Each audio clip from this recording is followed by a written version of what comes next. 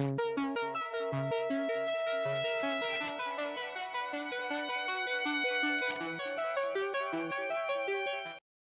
what? They got that we were on the wrong overlay. Let me do that one more time. Jesus Christ. Here we go. You could have changed the overlay while we were like... I didn't know. I'm sorry. All right, here we go. We're going to start now officially.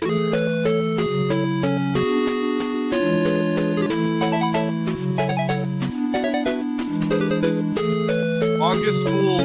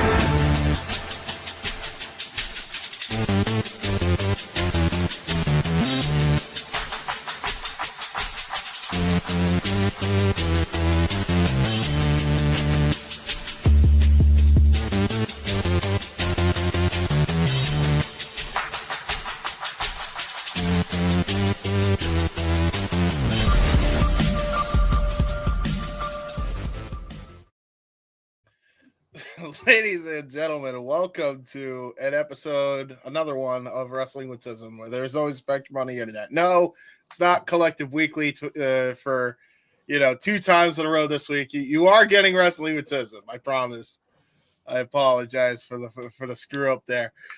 I am the He-Man, James Ebert, joined as always by my trusty cohorts here at Wrestling with Tism, the Fish and Disconnection, Ryan and Hannibal. What is going on, gentlemen?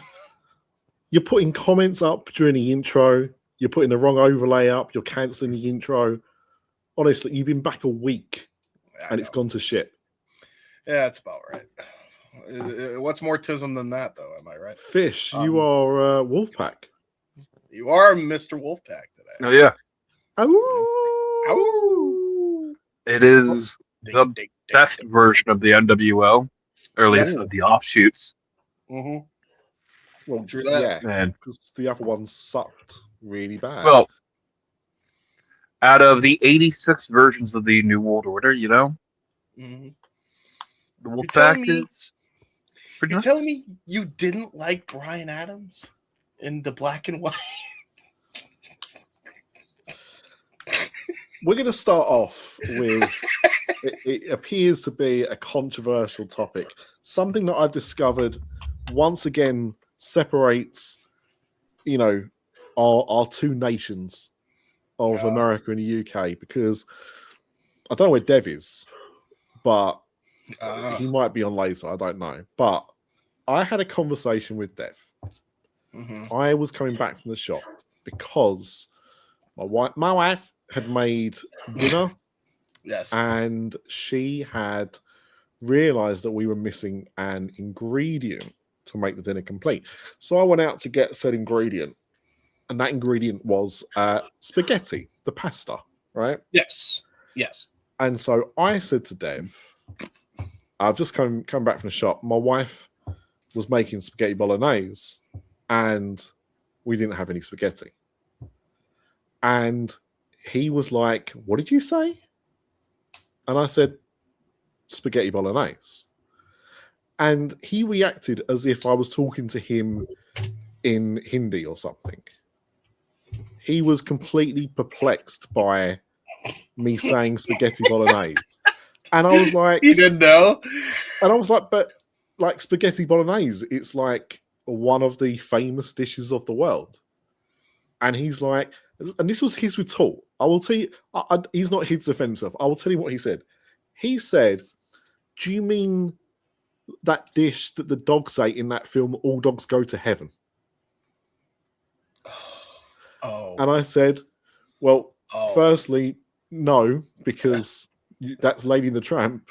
The film All Dogs Go to Heaven is about dogs who, believe it or not, go to heaven. And also it was spaghetti and meatballs, right? But he was like, I've never heard of this thing.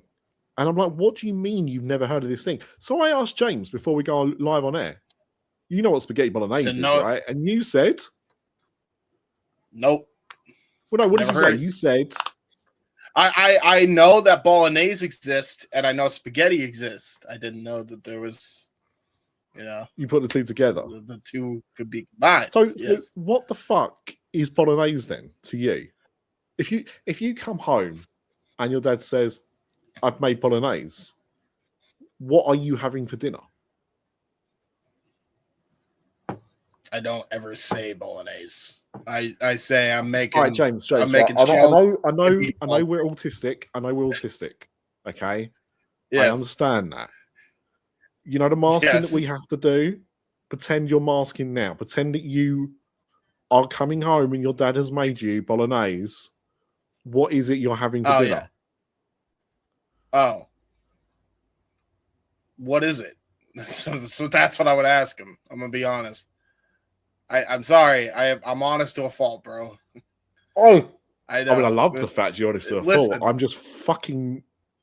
It's blowing my mind that no one knows what the fuck I'm talking about. Ryan, save me. If I don't know what the fuck you're talking about. Oh my! No. See, okay. No, this is like no. This is like when we were talking to James about that very big petrol station, Boosie's, with the little beaver. Lucky's? No, don't you remember the joke was that we kept calling it? Like, no, it's Bucky's. We're like, no, it's definitely Boosie's, and his head was exploding. This is how I feel right now. Is it just spaghetti? Sorry, the spaghetti noodles in the pasta sauce or the sauce poured over it? Right, number one, stop calling it fucking noodles, right? Because noodles is a completely different dish, right? It's pasta. Spaghetti is pasta. It's not fucking pasta noodle. No, pasta. Pasta noodle. It is a noodle. No, it's completely different. The fuck you mean it's completely different? It's a noodle.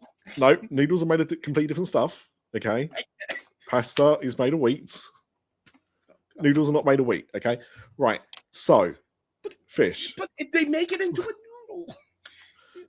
What's a fucking noodle, James? What's a fucking noodle? It's in the shape of a noodle. The spaghetti, the angel hair is in the form of a noodle. A noodle is not a shape. Ryan, if you were having spaghetti, what do you have with your spaghetti? Meat sauce, some kind of meatball or meat with it. Right. Okay. That is about as advanced as my spaghetti gets because I don't. That's fine. That's fine. You got cat on your side. In a traditional meat sauce, right? I'm going to guess one of the ingredients is meat. Okay, we have that. I don't have that, but we have that in this country. So in the meat sauce is meat. What else is in the meat sauce? Tomato sauce. Yeah. Some kind of tomato paste. It's in a fucking jar. He's. No, it's not. You can make tomato sauce from scratch. Yes, as you should. Okay, so tomatoes. Would you have I don't know, some garlic, some carrots, some celery? Would you have chopped up vegetables in that? It doesn't sound like you can. Yeah, sounds actually pretty good. Then that is fucking spaghetti bolognese. What the fuck are we doing here, guys? I don't know. Listen, you learn something new. It's eventually. It doesn't. You never stop learning. Grumpy nose. See, there you go. Listen, I'm an uneducated swine, but I educate myself to not be as such a swine. You know what? This is a very true comment, right? James, James, I actually have the excuse not to know what this is. One of your fucking idols is Gordon fucking Ramsay. Oh, I've heard him say it. I just never put two and two together. Now, Grumpy is giving all the ingredients on how to make a spaghetti bolognese. Yeah.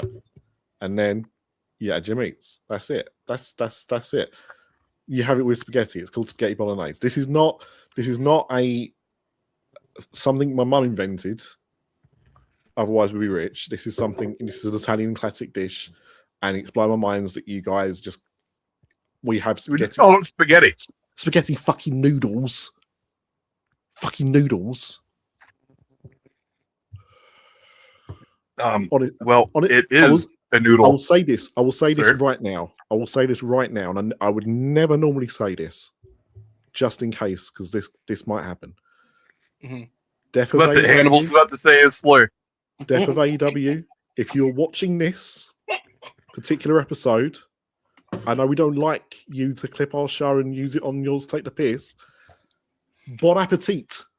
Go fucking wild. The fuck you saying like Christian server? That sounds like a slur to me, bon appetit. I'm kidding. Right. Anyway. Grumpy, because Grumpy's in the comments, so he's obviously watching. Grumpy, you said you wanted to come on here to talk about a film. If you want to do that, you are more than welcome to. Yes. First of all, though, we are going to be talking, I believe, Heave-Man, about SummerSlam. That's topic number 1 of the show, right? Yep. Now we've got spaghetti bolognese talk out. Yes, we did. Bro, God, I may be an island to myself, it sounds. No. But I'll tell you this much. For me, personal opinion, I could not find one redeeming quality of the show. And every time I tried, it's like they spat in my face. That's how I felt watching the show. Oof. I felt the matches were too short because they have to have God knows how many goddamn advertisements every goddamn 30 minutes or however long they run those. Well, we're gonna go. I've got the match time, so we're gonna go for it because actually, in general, you're right in that the matches were too short. Unfortunately, not all the matches were too short, and some of them went far too fucking long. Yes, but we will go into that. Yes, indeed, that is also true. That's another source. Hang on, I did get asked a question. From Advocate. Asked me some questions about Popeyes. Well, Advocate, I will tell you, my first ever experience in a Popeyes. By the way, number 1, Popeyes chicken is fucking awesome. It is awesome. In Little Nicky 2000. Absolutely. 1. But yeah, Popeyes. Well, the first I went into a Popeyes, they said, "Do you want light or dark?" And that was fucking confusing because if you go into a chicken shop in the UK, you just get 2 pieces of chicken, 3 pieces of chicken, a bucket of chicken, whatever. You don't get to choose what type of chicken you get. You just get whatever they give you. And I had biscuits for the first time. They're not very good. No, because we have a better equivalent in the UK. But Popeyes, I'm a fan of Popeyes chicken. I can't eat Popeyes chicken now, obviously, because I don't eat meat. And there are now Popeyes in the UK, which just makes it even worse for me that I don't eat meat anymore because it's there, looking at me saying, "Come and have some delicious crispy chicken," and I'm like, I can't because I don't eat meat. Because but you can eat, but you eat fish. That's because I'm a pescatarian. Yeah, you racist. If I can catch it and prepare it, I'll eat it. I can't catch a chicken and prepare it. So not happening. And yeah, I am racist. If it's deal with it. Back onto wrestling. Oh yeah. Actually, you also said how do I make a spice bag? Honestly, Advocate, you just need to get basically some sweet and sour chicken without the sauce from a Chinese, fry it over some chips, and then buy some curry sauce, Chinese curry sauce. That's it, spice bag, man. Pretty much that kind of spice. Yeah. So look, Ryan, how did you? Because I've not spoken to you. How did you feel about Super Slam? Bummer Slam? Super Slam. Super I Slam. remember the greatest prank phone call in all of history is Super Slam. Super Slam. So, give me a second here. I'm glad I'm not the only one. So, I didn't hate the show. Fair enough. Did not hate the show.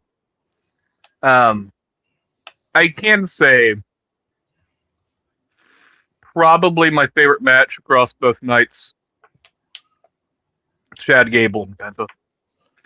They had to ruin it with, a mug root beer campaign. The timing too. They did not get nearly enough time they should have. My honest opinion. to God. Timing aside, James, it was good. It was a good match. Yeah, you can tell a good story within the time that you're given. Yeah. Kudos to you. That's not the problem. The problem is that the mug root beer. There was nothing wrong with the match. There was nothing wrong with the match, but Chad Gable has been there now for what? 12 years? 86 years? Feels like it. I mean, look, I saw look at the bags on that dude's eyes. I saw American Alpha back in 2014, I want to say, at an NXT takeover. Is it 2014? No, you know what? It's 2015. It was 2015. I saw American Alpha versus the Revival. We were chanting which one's Dash, which one's Dawson, because we couldn't tell. And American Alpha were great. It's obviously a shame what happened to them, but it is what it is. Unfortunately, injuries happen. It's a real shame, but I'm glad he's had a decent career backstage, Jason Jordan. But Chad Gable's been there a long time, and this is the first singles title that he's won. Great moment for him. Family in attendance. Really nice. And then they have some fucking bulldog or something start jumping around outside the ring. Now, look, I'm conditioned as a wrestling fan, all right? When somebody's in a mascot costume that shouldn't be there, I'm waiting for the buckshot lariat. Do you know what I mean? Yeah, I thought it was Logan Paul too. That's what I thought was gonna. No, I did. Like, I'm not even joking. I thought it was Logan Paul, and we're going to see a buckshot lariat, right? I mean, obviously, if it was CM Punk in the costume, you would have, he would have tried to do a buckshot lariat and fell on his bloody knees, and then fallen on his keister. Yes. Yeah. So, I thought it was a really beautiful moment ruined by fucking corporate sponsorship, which is one of my biggest gripes with the company anyway. And I just thought it was absolutely egregious that they were like, this feels like a good time. This was the most tone-deaf sponsorship placement WWE has done since doing this overabundance of sponsorship. Period. This is so bad. Like, you take a moment from he worked his ass off for this moment against everything you have ever given him. That was horrific in his goddamn career. And you still can't let him have that. You still have to somehow fuck it up. Like, and again, you know what that tells me? When you do this crap with the mug sponsorship, is going to go right back to status quo if they're not giving a shit about him. No, that's how it feels when you do this. Look, I agree that it does, but I think they're going to give him a bit of a push. I don't see him becoming world champion. This is probably his ceiling in the company. And there's nothing wrong with that. Not everyone can be a world champion. Whoever it was that said, if you want to be a wrestler and your ambition or your dream isn't to be a world champion, you shouldn't be a wrestler, is absolute bollocks. Not everyone gets to be world champ. Yeah. There's lots of positions in wrestling, and being the world champ is a desirable one, but not everyone can be the world champion. That's not how it works. But yeah, I just thought it was tone deaf. I thought it was a real shame. Dude Whites would probably like a word. Carlos, you're right. but you know. Dude White's probably should have sponsored the main event of night 2. Yeah. See, CM Punk. Exactly, Walter. I thought that too. Walter agrees, and also Walter, publicly, I apologize. I know you messaged me the other day. I haven't replied to you, so I'm acknowledging it publicly. I might get back to you later today. But even if I don't, I've acknowledged it. I have seen it, and I will reply at some point. I'm just lazy. Right. We all have that. So look, so let's, rather than jump around, let's kind of like go through this. And Liv Morgan, Io Sky. Yeah, let's go. So James, if you're adding this up, yep. Liv Morgan versus Io Sky went 13 minutes and 35 seconds. Yep. Okay. Mm-hmm. Liv Morgan versus Io Sky. I thought it was fine. One of the things, and this is gonna come out later on, I was a bit perplexed by the finish because it took an Oblivion, a Code Breaker, and then another Oblivion to take Io Sky down. So 3 finishes. Okay. I thought the match was 3. I thought the match was fine, but I don't think it was anything outstanding. I think the fact that Liv Morgan, this was her first title defense since winning the belt at SummerSlam. About 100 odd days had passed. WrestleMania. About 100 odd days had passed. I think that's an embarrassment to the company. Now, if she's been hurt, I understand that, but then we had to have somebody drop the belt and we had to crown an interim champion for the other title. I don't know why Liv Morgan got away with it, but whatever. I thought the match was okay, and that's about as polite as I can be on it. Anyone else? Yeah.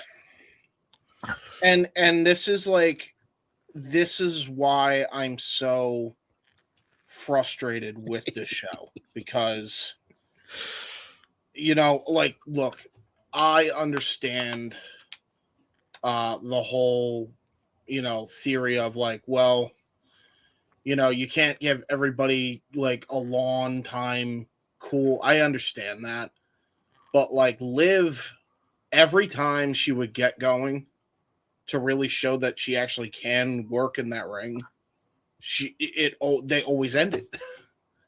And it's not like this woman can't go. And to me, I feel like you could go up and down the card with the exception of the matches that I think went way too long. And you could say that for pretty much every match that I think went way too short. I think every match was shortchanged. And this was another example of Liv getting shortchanged here. Maybe it's the AEW fan in me, but I think 15 minutes is kind of the bare minimum. Yeah. For a title match for me. On a pay-per-view. Especially a world title match. Yeah. A world women's title match should definitely go 15. Yeah. Minimum. I thought the match is okay, but it should have had more time. Yeah. Running on to the 6-man tag sponsored by Gears of War E-Day. 11 minutes on the dot. Yeah. There you go. Sponsored by Gears of War E-Day. We watch Jacob Fatu, the Samoan werewolf, be humped to the ring by Jey Uso. Did you just say? Hang on. Did you just say Gears of War ED? E-Day. E-Day. Yeah. Okay. I can't make the erectile dysfunction joke I was going to, especially after what you just said following that about the Usos. No, did you see the clip? Yeah. Oh, I've seen the camera shot, and I'm like, who thought that this was a good idea? Who signed off on this? Yeah, it being sponsored by Gears of War is one thing, right? Who said Jey Uso get up behind Jacob Fatu and start yeeting at that angle?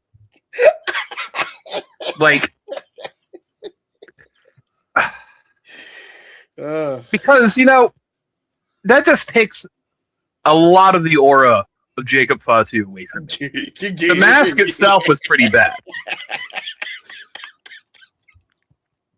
The thing is, right? That's good. The problem is that when you pretend to be a dog and you're on all fours barking, do you remember when Vince made Trish do that? Like how demeaning it was, right? Yeah.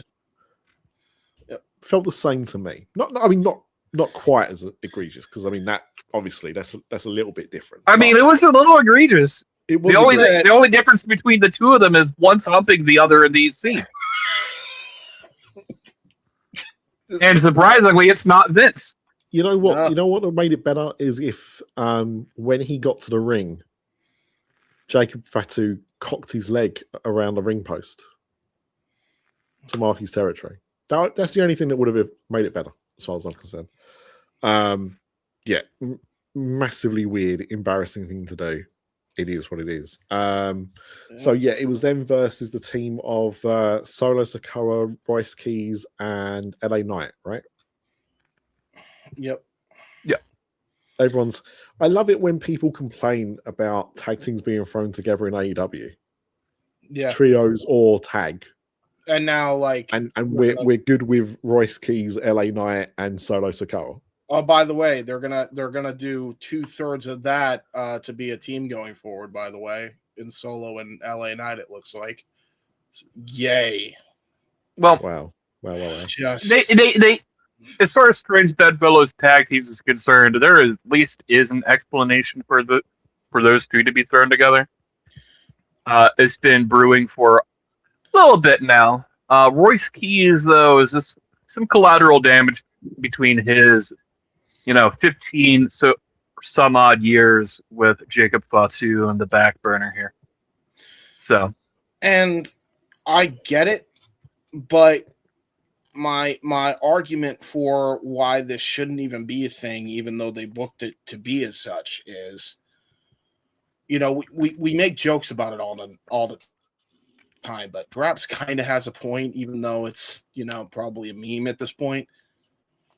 LA Knight should have been pushed to the fucking top spot. There's only so many years you got him. There's no way you're gonna get another chance. Hold on. James, I just need you to take a minute and just acknowledge that Triple H on WWE radio this week, I do believe. Home of Busted Open, apparently. WWE has apparently acquired the media for professional wrestling, right? But you're not going to hear people complain about this. It's only an issue when it's the dirt sheets doing it. But he said, if you're frustrated and you want that spot, get over. This is basically Triple H saying, LA Knight's not over. What you see with your own eyes, hear with your own ears, and touch with your own human fingers. Yeah. He was. That's my point. But by the way, I love how he says that. But if you get over on your own, you're in the doghouse, brother. How the hell LA Knight's in the doghouse? To, not do another P's and Q's? Yeah, no shit. Because he got over on his own. Gee, I wonder why. This is the type of shit I'm talking about. And it's just it's all, especially, and maybe it's just because I watched the press conference first, but it really maybe that's what dragged the show down for me ultimately. Because it's okay, so nothing matters now. Maybe that's what it was. I don't know. The thing, I remember seeing LA Knight in 23. Yeah. And he still steaming down here now. So yeah, I remember seeing LA Knight in 2023, and I was sick of him by the end of the night because of everyone just going, yeah. Very insane. And that was 2023. And it was the SmackDown before Money in the Bank, because they were having that at the O2, and a lot of people there expecting him to win the Money in the Bank, which he did. I hope, yeah, but they said that last year, and then no. What I'm saying, in 2023, everyone was expecting him to win that night, and he didn't. And it didn't happen. Yeah. And he was over as Rover then. Now they're doing it where later, they pulled him off. And I still don't think he's gonna. They're not going to give him the Money in the Bank. And if they do, it's going to be it's going to be a he or damn, and they're going to say it's all by design. Whereas it's kind of all mediocre at this point. The next matchup, because honestly, LA Knight did get the win here. I think he got the pinfall on one of the Usos. I don't recall which. But Gunther and Nick Aldis. And Nick Aldis had Oasis for his entrance thing. That was cool. What was the time? What was the time? 11:40. 11:40. Yep. Thank you. Jesus, and I knew that felt short, and it felt as short as it went. Okay, match for 11 minutes. Nick Aldis hasn't wrestled in 3 years. Gunther is made a little bit more, or not, depending on how your viewpoint is. I'm the point of we really made ending careers Gunther's whole thing because we can't actually make him interesting otherwise. Well, and here's the thing about that, right? I was saying this in a space. I think I was saying this in a space yesterday. I can't remember, but I was saying the thing is, and this is going to sound terrible, but just bear with me. When I first saw Gunther, Walter as he was then, his whole entire gimmick was he was a big man, he was a tall man, and he would just chop and kick the shit out of you. That was it. There was an aura to him. He dropped the weight, and good for him. He wanted to get healthier. That's great. The problem is that there was nothing that came with that. There was no character there. So the aura that he had and the mystique of him just being this, very nonchalant big guy who would just chop and kick the crap out of you, that happens. And now when he's lost that aura, he's got nothing else. There's no character there. His whole gimmick is, I'll retire you. Which only works when you've got people that you can retire. Yeah. So what's he supposed to do? And as to the Oasis song, I'm going to be very interested to see what happens next. Because normally when they do that with a song, they pay for some rights. Yep. But it's only for some usages. I don't know if we'll ever see it in a replay, is my point. Yep. Probably not. It'll be scrubbed from all versions of the show within the next week. Yep. Just like they do every special entrance. Any way they can come AFI at Mania lasted about 2 weeks. Yeah.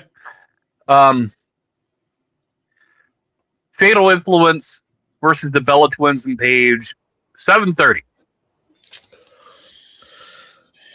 I mean, look, this probably went short for a reason, right? Yep, that's for damn sure. I mean, this is one of the matches that I agreed should have gone short. The heel turn made absolutely no sense. Oh, it made all the sense, James. No, it didn't. It made all the sense from when they started teaming up, because there was no reason for them to be teaming up. The reason they teamed up is because Paige I agree with that. Paige can't really go. But it makes no sense because the only reason why Paige's here is because Nikki's the one who brought her in. Exactly my point. Yes. All right. Paige should have been the one to turn, not Nikki or Brie. It should have been Paige. Yeah. This to me dumbfounded me. Because it didn't make sense then. It doesn't make sense now. Nikki literally brought her in to be the partner for Brie because she got hurt. Yeah. And now all of a sudden she's mad because she took her spot. You asked her to take her fucking spot. You gave her the spot. Like, but it's Paige, guys. This was always going to happen. Always going to happen. Then turn her. You can still get to the same result and have her but you can't manage touch. fatal influence. Look, there's no look. Let's be honest about it. Do we really care? Yeah. Do we really care? Like, you know why I care? You know go why on then, I James. care? Tell me why. Because I want the damn women's tag division to effing matter for once. Okay, I've been asking for that for years. But it's not going to be with the Bella Twins or Paige. It's not. Yeah, I know. It's not. So don't worry. That's what I'm saying. Don't worry about it. Split them up. And I'm sorry. To me, it's a damn shame. This should matter. They shouldn't be splitting them up. They shouldn't be making makeshift teams for no damn reason. Like, they should be actually making a damn division. And it's not like they haven't had opportunities. They had another opportunity here, and they screw it up again. And this is something nobody gives a crap about. But it's in like... complete fairness. Damn. Hold on. Pause. Stop for a second.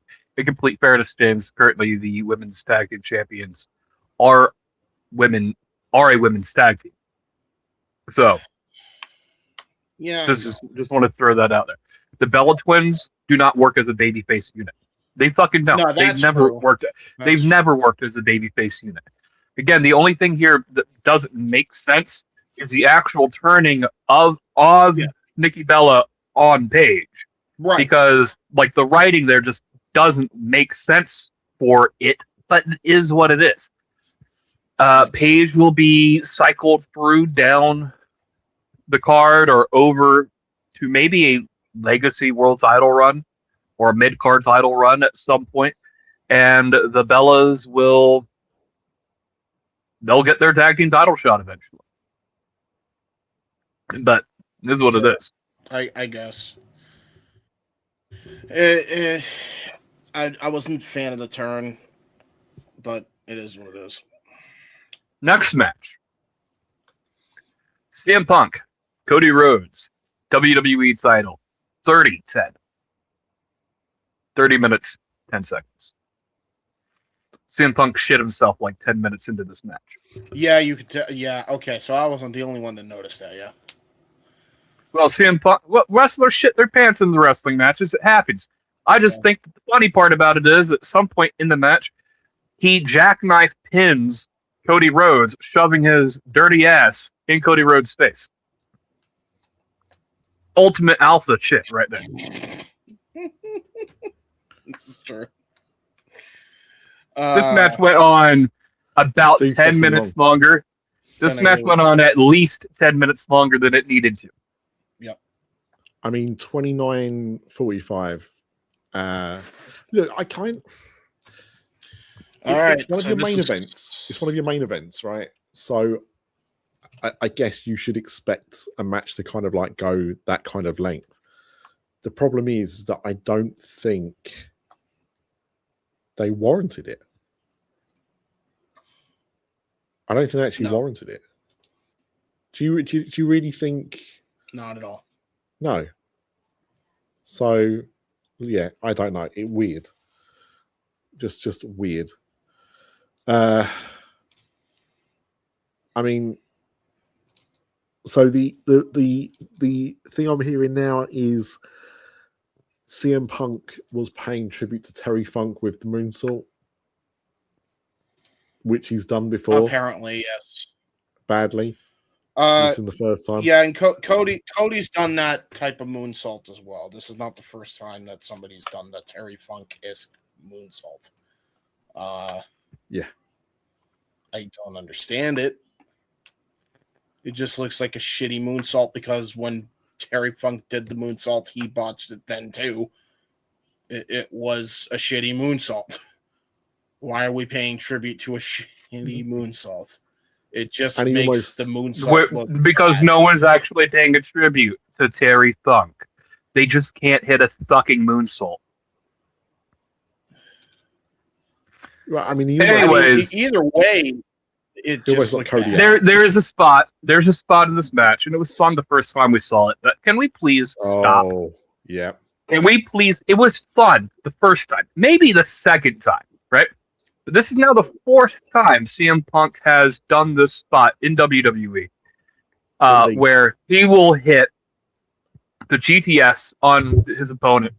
They will fall off and bounce into the ropes and fall onto him while he's kneeling down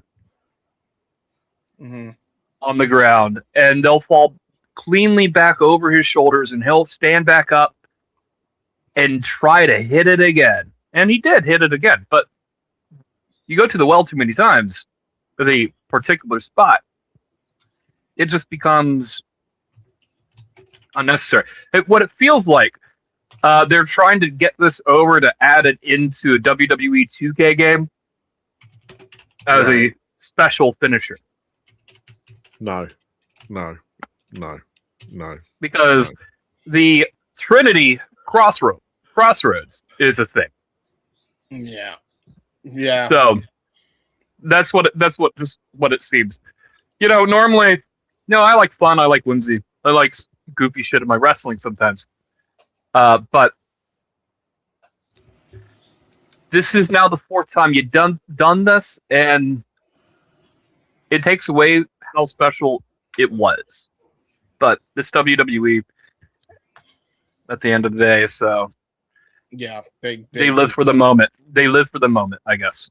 Yeah, they look that they want to create. Let's establish that. It wasn't a good match. You know what? Considering who was involved, it could have been better. It should have been better, and it wasn't. Yeah. Awful leaves a comment here. Summer tarp stung. I mean, damn.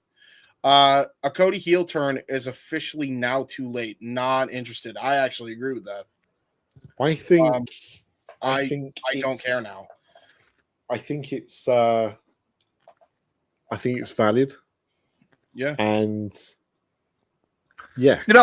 For the longest time people have been begging for this, right? Part of that comment there. I just wanted to break down. AEW gets a lot of shit for not being able to sell out arenas. Okay, it's time we have a conversation about WWE not being able to sell out their arenas. Okay. Yeah. This is a stadium. Supposedly, there's supposed to be 70,000 people here. They never announced it, right? I'm only going based off the Chelsea Green, comment from when she walked out and celebrating her title win, right? But the stadium's like half empty. Just 5 years ago, WWE were selling out everything that they were doing. Okay, I mentioned this to Jordan once a few weeks ago, but WWE's bad creative has finally caught up with their ticket prices. Yes. Okay, you can only have bad creative for so long at that level of ticket pricing. Yeah. And get people to still buy your tickets. Yeah. True. This is the thing, right? They did a promotion where they reduced tickets down to $25, right? Now, similar to what AEW did with the blue light cards the other week, which is a scheme that military discount. It's not. Not really a military discount. It's a service kind of discount. It's for blue light, meaning police, doctors, ambulance workers, that kind of thing. But yes, similar to that, WWE reduced the tickets down to starting at $25. Now that doesn't mean all the tickets were $25, right? It just meant that they reduced them. There's a bunch of them that are at that price. Right. Yeah. Now, they shifted 15,000 tickets when they reduced their prices. Okay. They had sold, before they put in that discount for SummerSlam, both nights had only just sold over 20,000 tickets.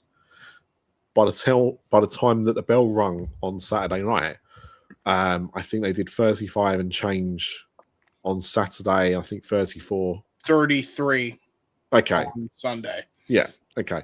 So they had sold, about between 12 and 15,000 tickets after they produced them. Right now, you can say, well, they put the tickets on sale. That's why people wanted to go, or you can say that the interest was there, but people were like, we are not paying these obscene prices. I think one or the other. It's the pricing, and I think it's card structure and what they had main event both nights. I guess 2 main events for night one. The main event for night one makes all the sense in the world. I'm gonna tell you that right now, James. As someone who's been paying attention to it, makes all the sense in the world.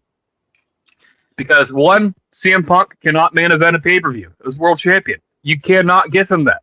You cannot. We cannot have bitter heel CM Punk without him or with him main eventing pay-per-views. This is the rules. But Brock Lesnar, in his home state of Minneapolis, Minnesota,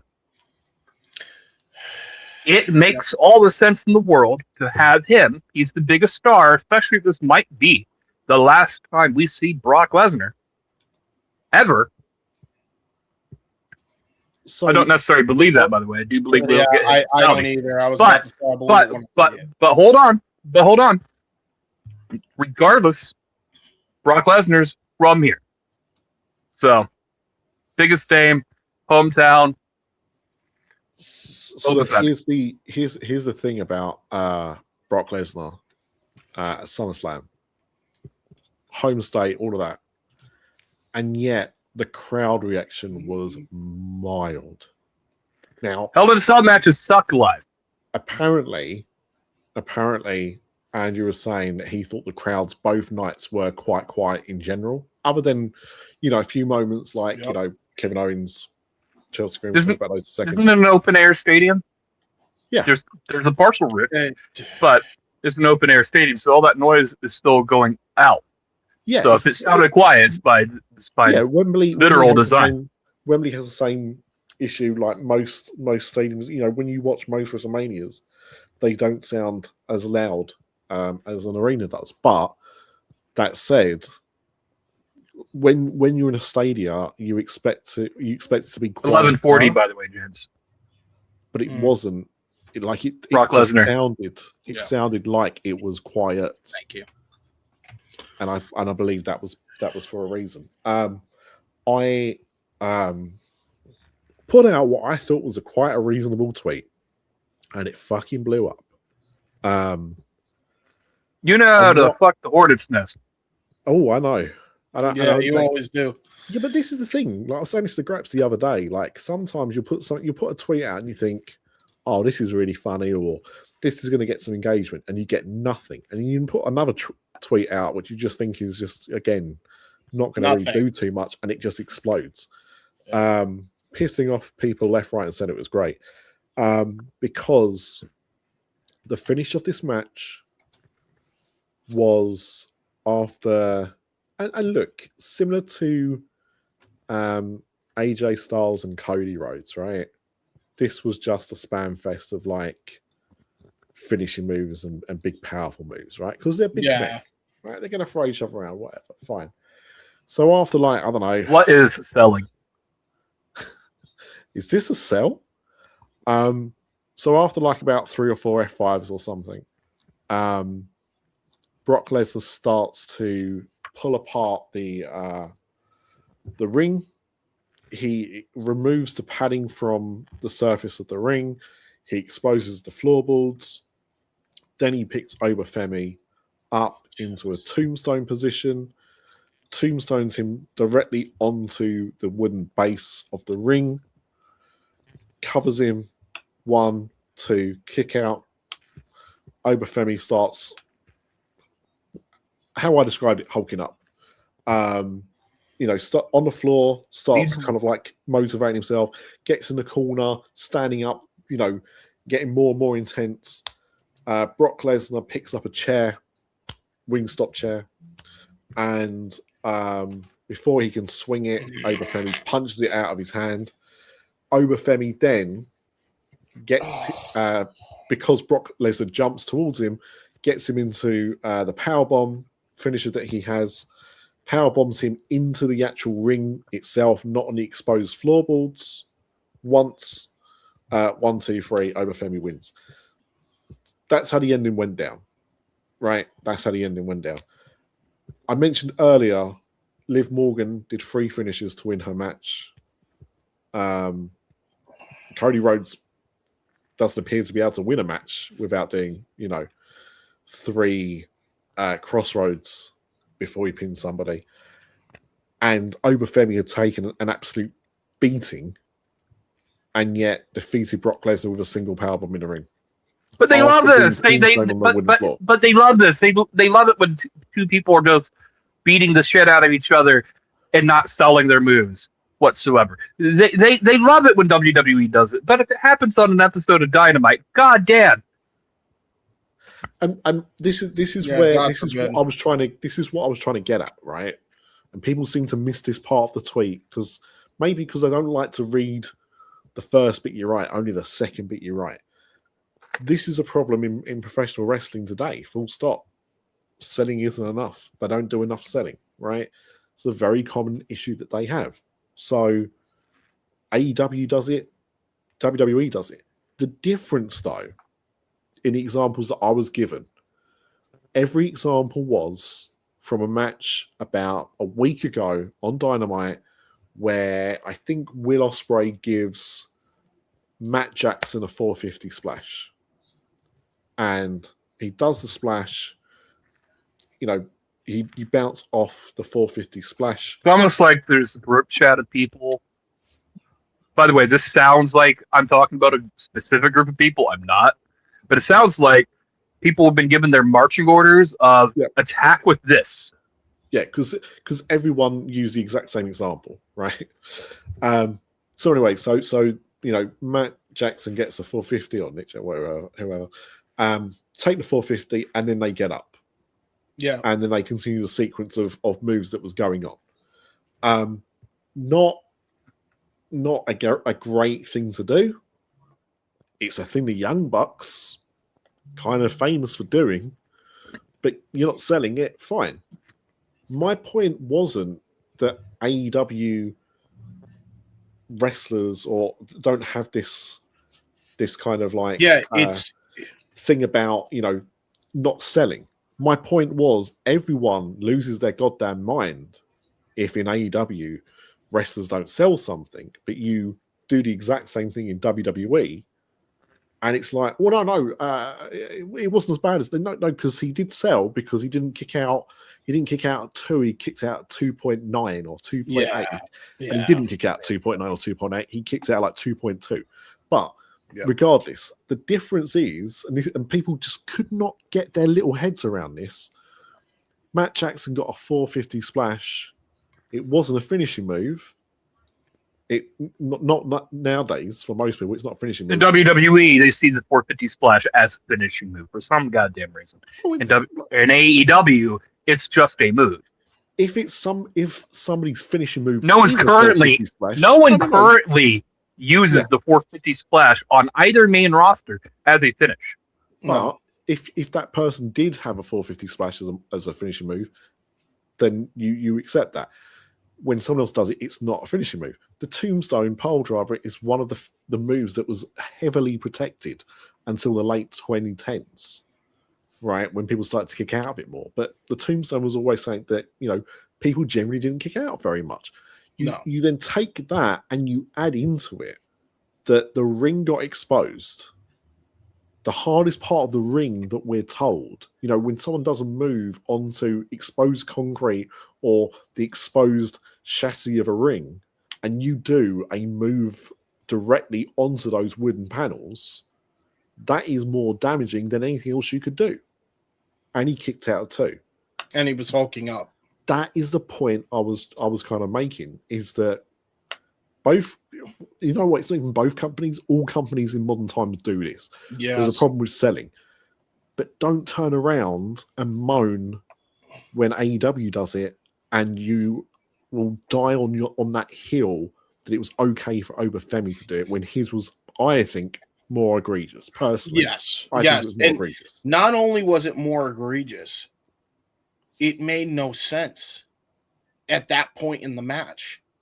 You did not build up enough momentum for that to be a near fall any fucking way. Like, it was, you hardly used the sell. Like, the whole match was agented like shit. Yeah. Whoever agented this should be fired tomorrow, and the agent's probably Michael P.S. Hayes or somebody. Oh, so they won't get fired. No, but yeah, you know exactly. What? Like, that's my point. This is like, what I mean is, like, matches that are booked on the show that I don't even think should have been booked on the show for a multitude of reasons. But again, personal opinions aside, I don't care. But if you're going to book this match and you're building this as this could be the last time that you're going to see fucking Mr. 44 Brock Lesnar, yeah, build it up. Make it go out with a freaking bang. Did all this BS to get to this point, even though everybody said the way you got here was dumb to begin with. Why don't you at least commit? They didn't even go halfway commit. They just maybe a tenth. It's just, it was stupid. And then somebody pointed out to me that this happened in the match between Brock Lesnar and The Undertaker. Undertaker did the same thing to Brock Lesnar. Yeah. Did the tombstone on the exposed wood, and Brock Lesnar kicked out too. So somebody said, well, this is paying homage to that. And I went, thank you for showing me that. Now I understand that it's happened twice, and both times it was fucking stupid. Yeah, it was dirty. Because it was. Yeah. That's what you've been conditioned to believe, that if you do it, and also as well, and by the way, the other thing. When there was selling when that happened back then, by the way, there was selling then. Like, when that happened to him, it was Taker to Lesnar, right? In that Hell in a Cell match, I believe. Yep. Yeah. He sold Taker. Lesnar sold the shit out of that. Like, he barely kicked out and he was on instinct. He made it look like he was still on Dream Street. You know, I don't like Lesnar now, but one thing I've always said about him, dude could sell. Yeah. Right? He's one of the best. He's one of the most underrated sellers, period, bar none. So he sold the shit out of that. Oba did not here. But this did no favors for Oba. There's an immaturity there, but the thing, simply put, it was a stupid spot then, it's a stupid spot now. Sure. That's it. And all I'm saying is, you can't sit there and wave your flag and go, oh, AEW don't sell. Yeah, and then WWE, it's you fine. Can't have it both ways. You can't have your cake and eat it. And, you know, if you're like, well, it's because Obafemi's like 300 pounds and Young Bucks are 150 pounds. Oh, fuck off. Okay. But that's more weight that you're compressing onto the head, by the way. But regardless of that anyway, like, if the Young Bucks were fighting someone the size of Obafemi, I'd say you've got a point. If they're fighting people that are the same size as them, then it's an equal match in the same way that Brock versus Oba is an equal match, because they're both tall, muscular guys. Yeah. So it's just dumb. This was 11 minutes and 40 seconds. You couldn't even give this supposed main event the 18 at least. James, this is Brock's last match. You're supposed to be making. You didn't hardly use the sell. You've got to. Well, okay, we'll come back to that. You got to remember, this is Brock Lesnar now in 2026. Sure, he couldn't go 18 if he wanted to. Number one. As to the second point, the hell, that is the other thing that I had a massive issue with. It's a Hell in a Cell match that you don't actually use the Hell in a Cell itself. Yeah. You could have had a no DQ match. You could have had a hardcore match. But to, and also, like, bearing in mind, right, unless there's something I don't know about, the WWE don't actually have a Hell in the Cell in a lockup in Minnesota. I imagine they've got to ship it in. And it's not going to be cheap to get that there, right? Logistically, it's going to cost you money. So you've paid all this money to have the Hell in a Cell structure there. As Ryan said earlier, a Hell in a Cell match to watch live is terrible. It's a terrible experience. I saw the equivalent of one last year at Forbidden Door, when they had like the big cage match at Forbidden Door. And it cost them money to put it on. For them to do what? There was nothing in that match other than a table spot, which again they could have done without the cell being there. They didn't use the cage itself. There is no point of having a Hell in a Cell match if you're not going to use the cell. Yeah, they had the structure at Raw too as well. Jesus Christ, man, what a waste. And by the way, I do want to just point this out. If you couldn't have Brock Lesnar go 18 minutes in a normal one-on-one with pinfalls or whatever, you could have had him go 18 and fucking last man standing, because then you could fucking stall for time and you could have him catch his fucking breath a little bit. Why didn't they just do a last man standing match, which would have made more sense? That's my point. Like, why are we wasting resources? Why are we wasting my effing time? Why are you wasting the fans' time that are going out to see this? And again, you booked that ass backwards anyway. This shouldn't have even been the main event, in my opinion. Alba should have been wrestling for the fucking title. Period. Well, he gave it up. He gave it up, right? So he could fight Brock. Yeah, which was again, it goes back to my point I just made. They booked this whole thing ass backwards. They did. Fish, if you were there, I don't know if you are. He is. Your thoughts on Mr. Lesnar versus Oba?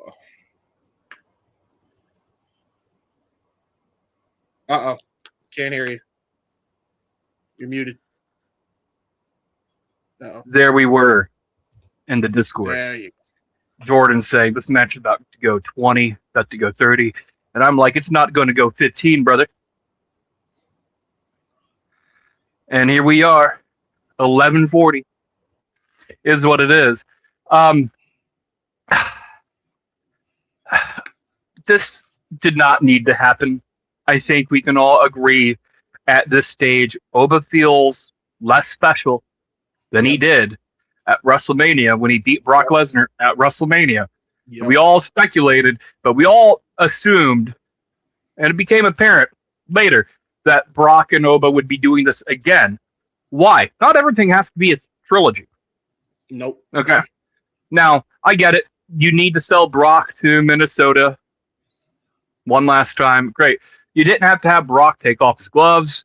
You didn't have to do the fake retirement when you did.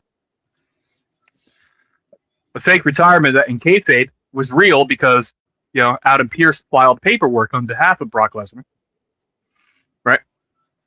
To move Brock Lesnar to the alumni section or some bullshit like that. So, I don't know. James, do you happen to have a total for night one? Yep. 1 hour, 17 minutes, and 40 seconds. Okay. That's how much wrestling there actually was on night one. I'm going to try to speed run this night two here because we've been talking about this a lot. So, just stop me whenever you want to get to something. But that said, we do have something important for the first match. It was supposed to be Finn Balor and Sami Zayn in a one-on-one contest to determine the number one contender for the WWE Undisputed title.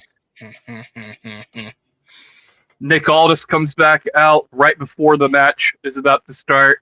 He says, "Hold on, Sami. One more thing, right?" But Gunther walks out. And Sami freaking the fuck out, pissed off, upset. Gunther's out to the ring. Everybody's now circling each other. Nick Aldis,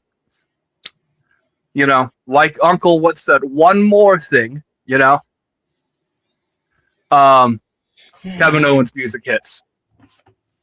the biggest spot between both nights. Someone got upset. Someone, like the entire IWC, got mad that Kevin Owens' return was effectively spoiled. You're on the internet. You're an internet wrestling mark. I'm sorry. If you can't stay off of Twitter because of your grift, because you have to get social media engagement, you're going to get spoiled on some things. Dirt sheets are going to spoil some shit. I just want to point something out as well, because this has been a discourse, and we're not involved in this discourse, but I'm gonna put us involved in this discourse. A lot of people pissed off because people like Sean Ross Sapp, who I do respect, spoil WWE stuff but don't spoil AEW stuff, right? Let me just point something out to people. These guys, Sean Ross Sapp, Meltzer, Alvarez, whoever, right? These people to report on this stuff, gossip, rumors, whatever. For them to get news, rumors, scoops, whatever you want to call it, somebody needs to give them that information, right? Otherwise, they make it up. So people feed them that information. So they wanted this information out there. That he was cleared. Right. That he was training at the Performance Center. If sure, but just this point. If Sean Ross Sapp has people in WWE who are happy to talk to him, that are happy to give him information, whatever, if they give him information, he's going to report on it. If he doesn't have somebody in AEW to do that, what's he supposed to report on? Yeah. If you're concerned about there being leaks from your preferred wrestling company and not the other wrestling company, ask yourself where the leaks are coming from. Yeah, by the way, it's not even true because there's leaks all the time for AEW stuff. Right. I expect the Motor City Machine Guns in the AEW. 48 hours later, the Motor City Machine Guns were in AEW. Yeah. Really? Like, come on. I mean, but the thing is, like, it's does he have more WWE spoilers than AEW? Yeah, maybe. That's not the argument. You can't turn around and say, well, why does he only do it for one company? You've got to be given the spoilers. 8 minutes 30, James. Yeah. Kevin Owens, new number one contender. Yes. Welcome back, Kevin. It was great. It was a great moment. It was great. It was a great moment. Another match that I felt was shortchanged, especially with the gravitas of the moment. It was like just starting to get going, and you have 4 elite caliber talent in the match, who, by the way, 2 of them got majorly screwed. I'll give you 3, but go on. That's also true with Gunther. I was talking about Sammy, but well, yeah, I included Sammy in my thing, so yeah, fair enough. 3 people who were screwed you put in here. 2 of them were supposed to be in a one-on-one capacity, and the guy who we didn't even know if he was going to return, well, he wins. And then, but hold on, guys. We can't be mad at the booking because Triple H don't like that. We should be caring about the characters. Yep. Yeah, this infuriated me. I don't care if you want to tell me Sami Zayn, this is going to make him more intriguing. Fuck your plot devices. I'm tired of it. I don't care. I wanted him, and he should have been in the WWE Championship match on SummerSlam with Cody and Punk. He should have been in that, especially if this is what you were going to do. Especially if this was what you're going to do. I resent how they booked it. I resent how the top guys in that position did not decide to, advocate for Sammy, because one does not like him and has never liked him, and the other one, what's good for me is not for thee.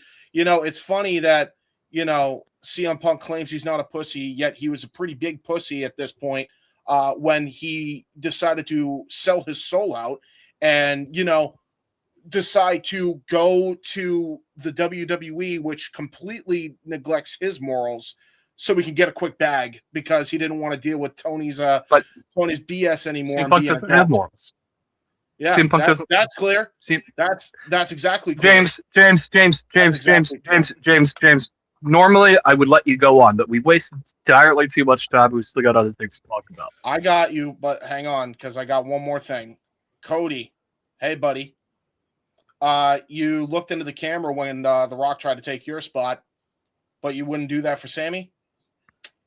Got it, buddy. What's good for me is not for thee. I see how it because is. That's what I hereby James. I hereby resign my fandom card for CM Punk and Cody. That's all I got. James, I don't give a shit. All right. My point where I'm trying to get at here is wrestling is like that. Okay? It is always about rules for thee, but not for me. Wrestling is a what have you done for me lately type of business, and wrestling is very much. Yep. I'm good. I want to be the guy. Fuck you. I'm the guy. Either way, I digress. Kevin Owens back. This would have been a lot cooler if they shoehorned a fatal 4-way WWE title contest. Mm-hmm. And Kevin Owens walks out, surprise, WWE champion. Yep. But number one contender, fine. It is what it is. Baron Corbin, Trick Willie, U.S. title. Baron Corbin the winner, 9:05. This under 15-minute title match, James. This was bad. For the firm 9:05, U.S. title. 9:05. Yeah. For the WWE Men's United States Championship, which looks like it's currently the WWE Women's United States Championship because they've conditioned me to think white means women and black means men in WWE. Tell me when I'm telling lies. Mm-hmm. Anyways, remember Carmelo Hayes? Who's that?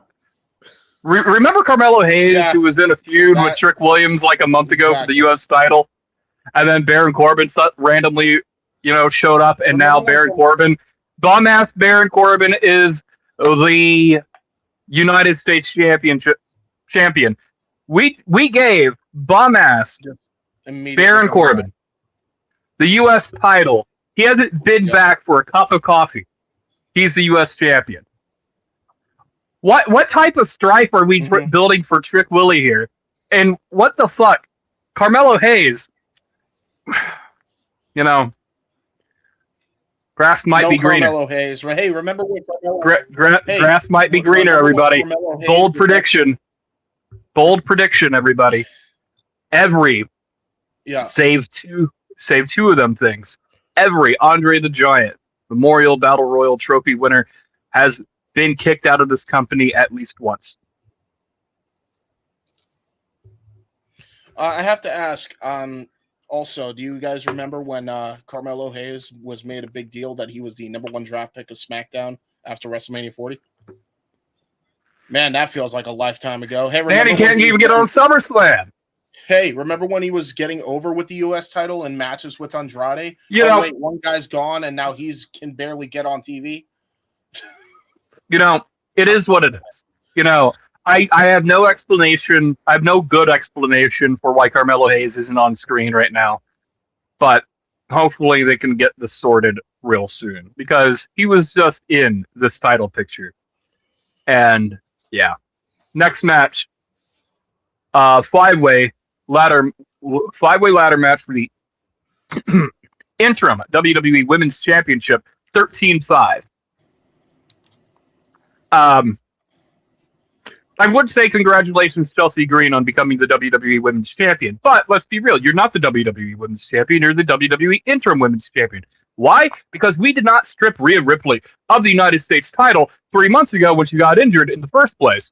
And for some fucking reason, both women's divisions has been effectively stagnated because we've injured a lot of people. And quite frankly, we have nothing better to do. So, you know what? Fuck Michael Hayes.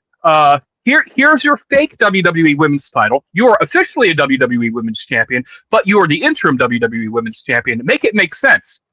Is she the WWE Women's Champion, or is she not the WWE Women's Champion? I don't know. But Chelsea Green, either congratulations or not. Chelsea Green, either congratulations or not congratulations. I don't know. Well, Schrodinger's WWE Women's Championship, everybody. I got into trouble. What were you gonna say? I got into trouble for something that I didn't say during Andrew's show earlier, because I said that. Oh, time, by the way. I was, it was good that Chelsea won, but I hated the fact that she has an asterisk next to her title win and that she doesn't deserve it. Now, what I meant was she doesn't deserve to be the interim champion. She deserves to be the champion. That's my problem with it. Now, that said, and I was talking to Dave about this earlier, the guy doesn't know what spaghetti bolognese is. Or the film Lady and the Tramp. And he said to me, that's more egregious. He thinks it's going to be, she's going to have a lot of fun with it because of what she was doing when she was the US champ. And that's a valid point because, yeah, she did. She had a lot of fun when she was having that run. So I think because of the nature of Chelsea Green, this will be fun for however long it lasts. It won't last long. It will last, I hope, longer than Sami Zayn's title reign. But let's be honest, it's not going to last very long. And we got 7 more days to get to that. Exactly. So I think she'll do it. But yeah, I'm glad she finally got it and she got that recognition. I just wish it was under better circumstances and that she would be officially recognized rather than this interim bullshit that they do. I don't hate the interim title. This is the first time WWE's done it. Yeah. But I think I would have preferred, if you're going to make an interim champion, again, 3 months ago, Rhea Ripley got hurt. Do it then. Yeah. Fucking do it then. Fucking do it then. How hard is like why wait 3 months to go yeah, okay. Yeah. That way we could have had someone have a run, a meaningful run, and then Rhea Ripley returns. Because this sounds like Rhea Ripley's probably 2 to 3 months out, give or take. Right? By the way, can you guys hear me? Yes. Yeah. All right, cool. What's the time code on that match? That is 13-5. That was the first thing I told you. All right, sorry. I all right. But it is what it is. Again, congratulations, Chelsea. We think. Human Money's on a pole match. $650. This absolute shit. I'm not going to talk about the match. Fuck the match. Fuck the match. There's just some aspects here. Absolute shit. Yeah. Hanging from a pole is a cartoon bag of money with a big cartoon money cash symbol on it. Right? Mm-hmm. Do you know what the funniest part about this is? After Danhausen, pyros him to death. Yeah. Pyros Dom to death. He gets down to the ring and starts handing out the $100,000 that Danhausen stole from the Judgment Day. But you dig into the bag, they're Danhausen bucks. It's not even real money. Well, it's not even prop money. It's Danhausen bucks. What the fuck? Yes, we have human monies. It was advertised specifically. Human monies on a pole. They're Danhausen bucks. It's not even human goddamn monies. But there was a funny spot when one of the mini Danhausens flips out of the ring, overshot it, and went smack face first into the barrier. Was that Brad Williams? Yeah. Yeah. Might as well be. Hold on. Pause for a second. That wasn't even a bit, James. Brad Williams was one of the mini houses. No. I just need to address this, Carlos. I would never deny you balls. You can have as many balls as you want. Yes. I will show you balls when you come to the UK. We have IKEA. Oh my. We have IKEA. Fine. They have great big balls. They do over there in the UK. Next match, Chad Gable. Hold on. Before you get to the next match, I have to say this. Do you have to say anything for this match? There is something I have to say about after the match, and it involves Dominic Mysterio. He did tweet out the NFL gif of, "I'm just here so it won't get fined." He is not happy that he was involved in this bullshit. Nah. He was, do you honestly think anyone in that company has the balls to tweet out what they really feel? He did. I'm telling you. You can look up on his Twitter. I'm not saying he didn't tweet it. What I'm saying is, do you think anybody in that company has the balls to actually do it? The only person in that company that has any balls at all, as far as I'm concerned, is Kevin Owens when he gave a shout out to Rebel. And when he explained that, she never worked for the company, but, this was the right thing to do to spread awareness of her battle with ALS. That is somebody with balls. That was cool. Yeah. That was great. But still, I think Chad Gable. Annoying. Chad Gable, Penta, 11-10. We've already talked about this match. It's too short. It was a good match. Main event side. Roman Reigns, Seth Rollins, 33-25. And good news, everybody, found the clip. It was on Seth Rollins' head the entire time. Nice. What is the time of the match? 33-25. 33-25. Thank you, sir. Now look, this match also ran on a little bit. Go on, Hannibal. This match did nothing for me.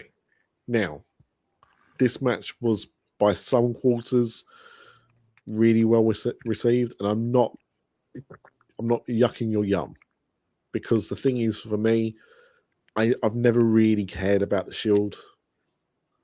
When they first came in, it was at a point where I was still watching WWE, but I was more invested in other wrestling. So sure, I never really, the Shield was there, and okay, cool, I guess, but I was never really like a massive fan. So this match didn't have the emotional appeal that it will do for other people. And I know they did like a lot of callbacks and everything. I found it slow.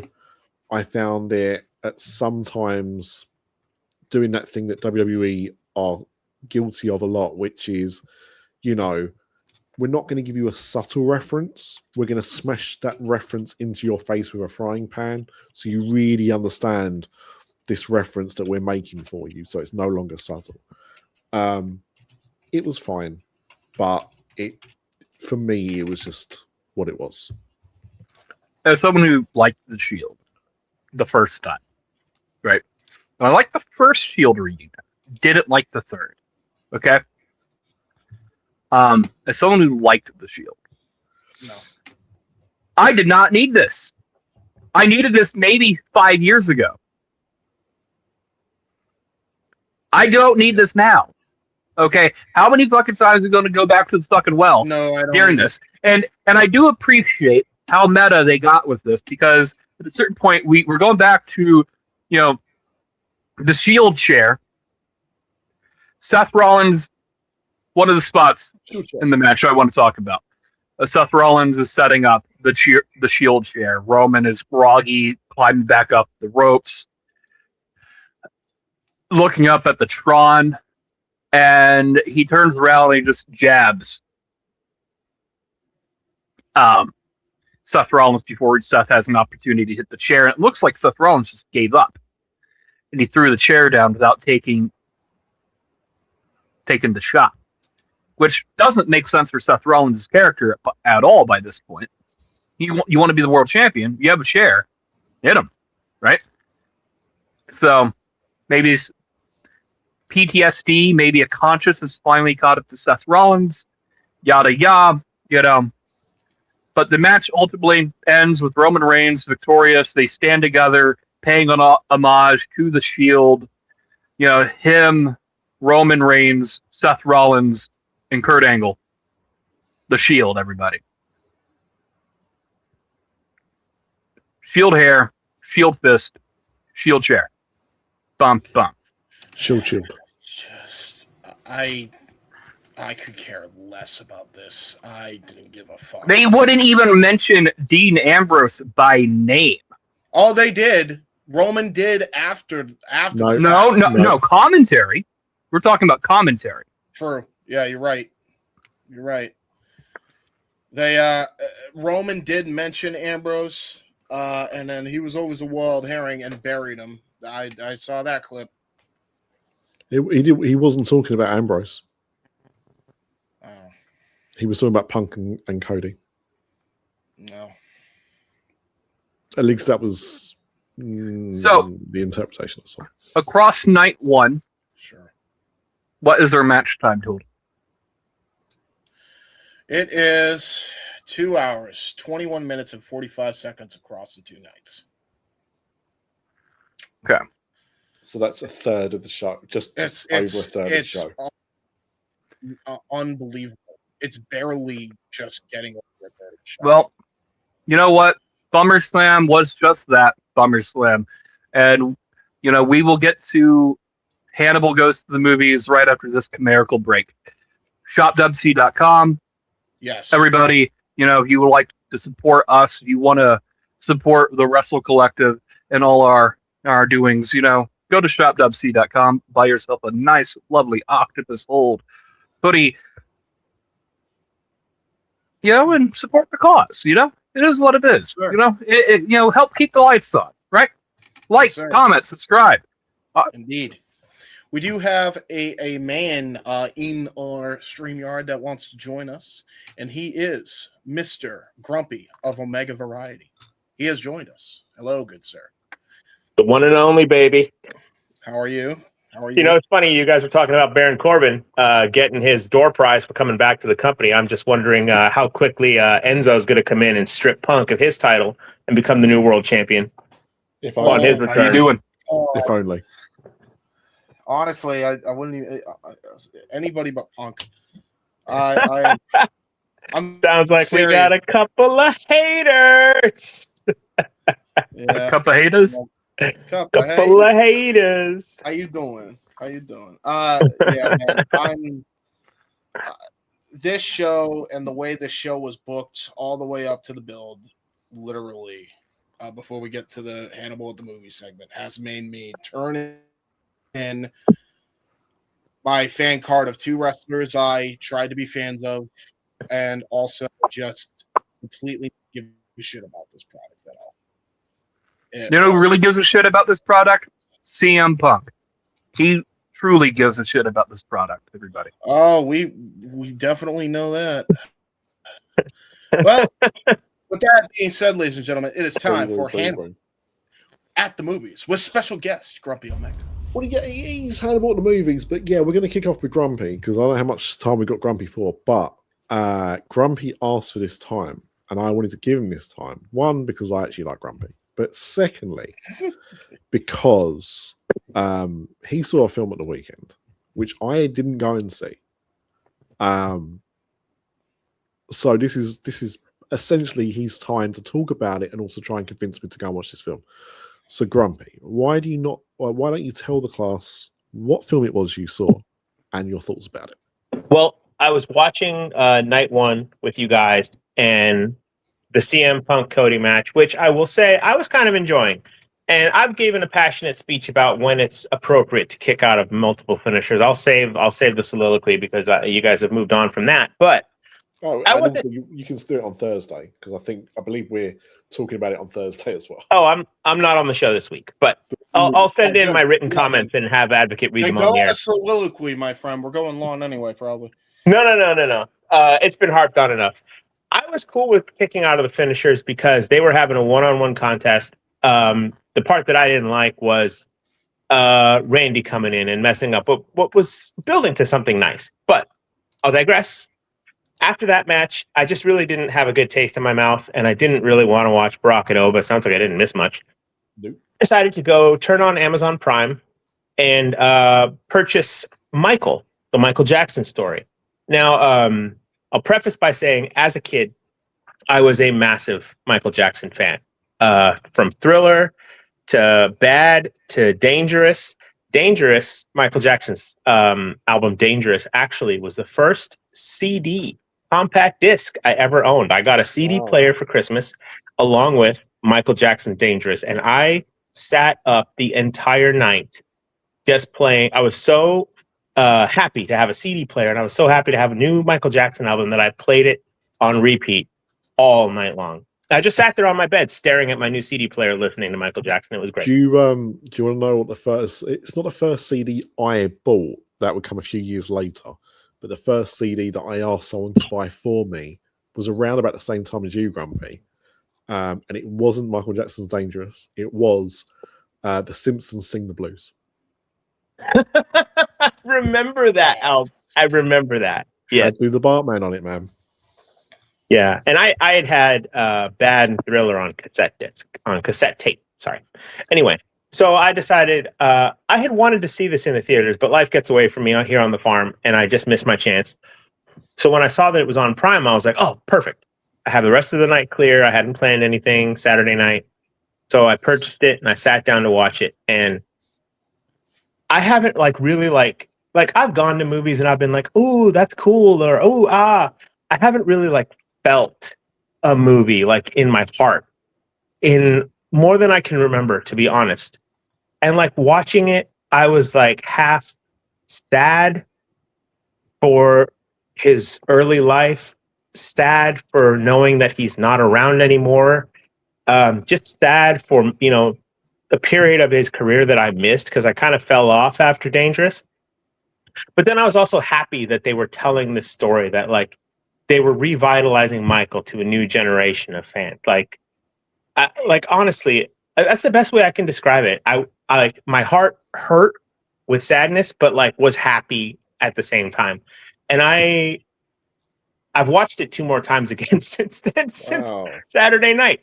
I just loved it so much. I can't tell you, if you were a Michael Jackson fan, this movie is going to make you feel something. And I loved it so much. And the one problem I have is because it did so well, they're going to make a sequel. When I thought it ended at just this peak that leaves you so satisfied. I won't give it away, but after this peak that just sends you away with such a happy feeling.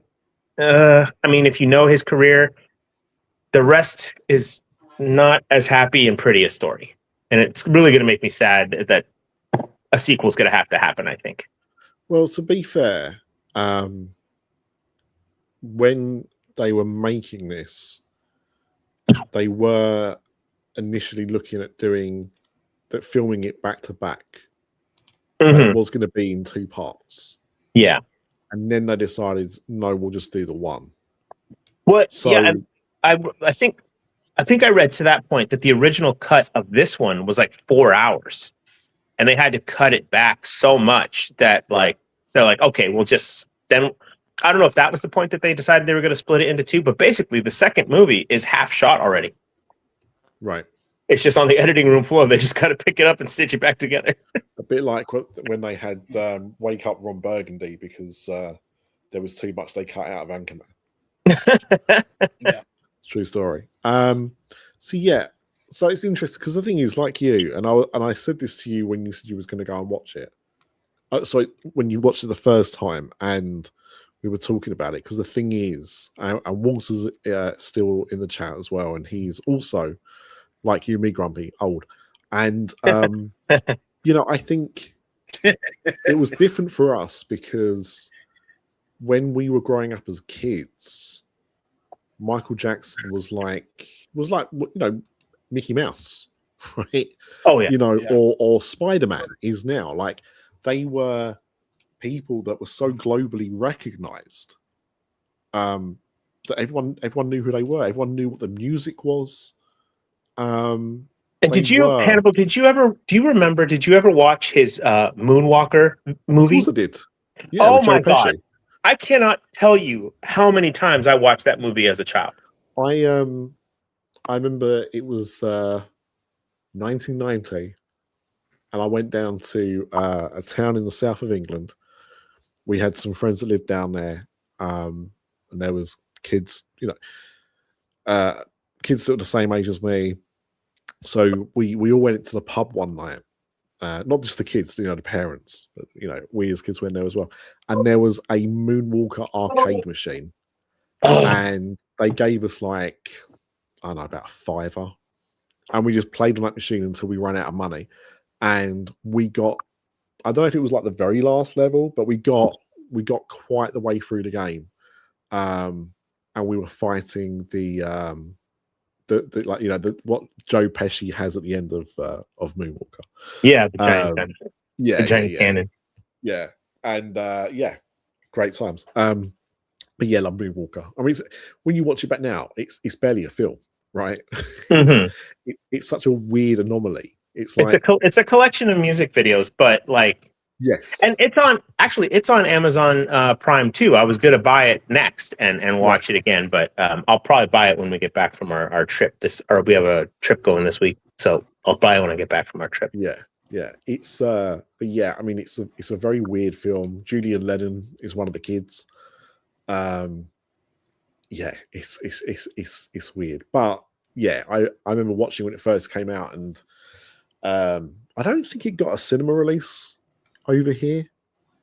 I think it just went straight to video, but yeah, I had it on VHS. I had it on video tape. Yeah, just watched it a lot, but yeah. So I'm not a big fan of biopics of musicians. The only one I really like, there's two.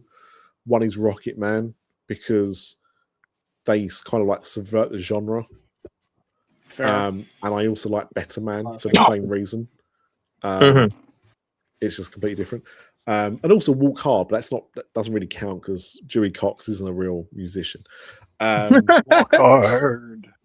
But yeah, so I don't really like biopics. I don't normally watch them because I find that they cut too much stuff, but they sugarcoat too much stuff. But your passionate speech about it, and what I've heard from some other people as well, it is on my list to watch. So I am going to make the effort to watch it sooner rather than later. So yeah, I highly recommend. Yeah, and it was his nephew who plays him, and my God, like spitting image, almost spitting image. And I did see Spider-Man this morning, so I have that fresh on my brain. If you want to chat about that for a little bit, I could stick around a little bit longer. Ryan, I know you saw it yesterday, so yeah, let's hear from you, and then we'll go to Grumpy. So we went to go see it yesterday. I was supposed to go see it tomorrow, but life finds a way. Good movie. I heard people call it mediocre, mid, and I don't see how you get to that point. Like, I thoroughly enjoyed the experience that we had. It did kind of feel like it drew on after the climax of the film, if you will. And we realized Peter had been had, right? After the twist, I guess. I guess that's what the word we're looking for. But past that, there's no real complaints. I quite enjoyed this particular Spider-Man movie. I'd say maybe my favorite Spider-Man movie to date. And that's saying a lot, because Spider-Man 2, the original Sam Raimi Spider-Man 2, I hold that movie in such high regard. Yeah, not the Amazing Spider-Man 2. No one holds that in high regard. But actually have a Spider-Man movie with Spider-Man actually doing friendly neighborhood Spider-Man shit, right? It was a nice change of pace. At the front of the movie, seeing him do all this stuff instead of it being like, there's always some level of crisis with Peter, but here's what it is. I enjoyed it. Grumpy. You can definitely tell the difference in the way the cinematography between the first three and this one. I don't know. This one had a darker, like, I don't want to say more claustrophobic feel. Like it felt like the city was like not smaller, tighter. I don't know. It's hard to describe. It really was like shot like in the heart of the city. Like all the other ones had these big set pieces where there's these open areas. This one was like really tight in the city, like in the alleyways, you know, between the buildings. And I liked it. I'll be honest, a little too much chaotic movement. Like when they were the swinging scenes, like someone with motion sickness, probably somewhere in this country, barfed in their hat watching this movie in the theater. But, you know, the story was great. Without giving away too much, there was this one, like, again, pretty heart-wrenching scene, and then, like, immediately after it, like, they just ripped your heart out of your chest and stomped on it on the ground. That part was rough.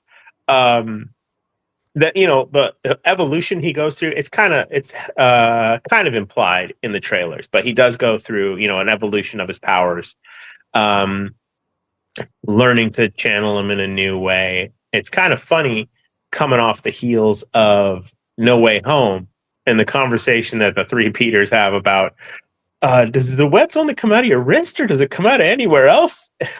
So it's the last movie, right? Yeah. So I liked it.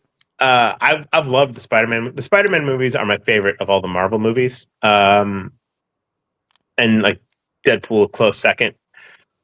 I like some of the things they did to set up what's coming.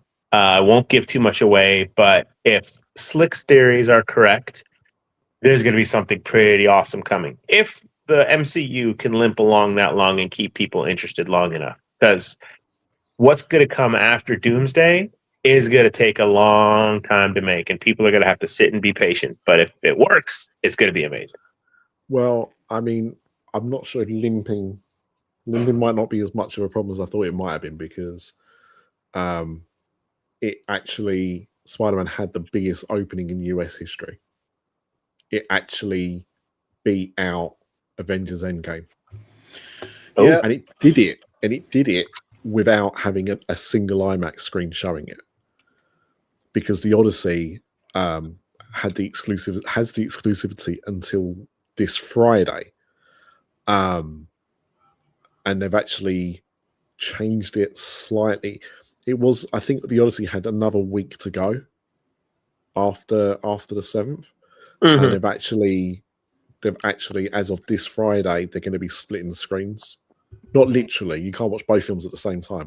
But what I mean is that there'll be certain times in the day they'll be showing the Odyssey, and certain times in the day they'll be showing Spider-Man. And I mention that because, you know, when you see these films have these huge openings, most of the time, you know, it's not just a standard 2D showing. It's also IMAX. It's also 4DX. It's also ScreenX. Yeah. You know, it's all this stuff. Infinity 3D. Vision. Apparently Infinity Vision, all this stuff which makes the ticket costs higher. And on this occasion, Spider-Man didn't even have the IMAX screens, which are, you know, the biggest premium, that Avengers Endgame did, and it still outpaced it, which is insane. James, what do movie tickets generally cost there in Britain? So if you were, I can only speak for my local cinema chain, which is owned, I can't remember who owns who, but it's AMC, right? The same parent company. So at my local cinema, if I go and see a film in 2D, it's about £15, which is about about $18.50, around about that cost. If I go and see a film in 4DX, it goes up to, I think, $18.75, which is about $21. If I go and see it in IMAX, it's about £23, which is about $27, $26. Something We saw it. I mean, I live out here in the country, and we saw it at a matinee this morning for $9 each. Yeah. Now, Wow. but on the flip side, of that, because I have like a movie pass, I pay. I think it costs me about £12 a month, so about $15, and I can go and see as many films as I want. I went to see this film in 2D on Thursday. I went to see it again on Saturday in ScreenX 3D, and if I want to go and see it in a premium format, I have to pay an upcharge. So I paid £4 to go and see it in ScreenX. I paid £5 to see it in IMAX. But that's it. That's why you go see so many. Because I'm like, he sees a lot of movies. That is why. Yeah, I would not. I would not if I didn't. Yeah, he's got the exclusivity from it. Yeah, he's got the exclusivity. I did want to ask because this was a topic of discussion in one of my groups today. They said this was a very therapy heavy movie. What? In that, like, it really like kind of shows. Can you run the word back by Parker's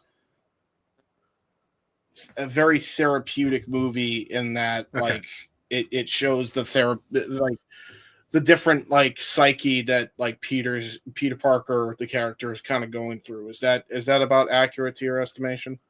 No, because I know they kind of started that in the last. So James, without giving too much away to you, this movie is showcasing the trauma in which Peter has put himself through as a person. Right, that's what I mean. Yeah.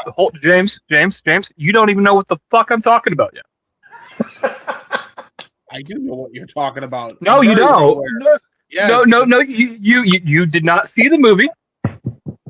So hold on. Okay. Showing the traumas in which Peter has put his body through since the events of Spider-Man No Way Home. Yeah. All right. And in that vein, it has been years. Peter has put all of his friends at the end of No Way Home. They were going off to college. Now they've all finished college. He has been years removed from his people. Right? So, you know what's funny? There is fun fact. We now know the precise year that the MCU is taking place in, because on May's tombstone it said 2024, and Ned and MJ have been at MIT for 4 years. So officially, the MCU is in the year 2028. Correct. Yep. Okay. Fair. Anyway, sorry. That's just something I know. It's definitely, by the point in time we get through the end of Secret Wars, it likely will be 2028.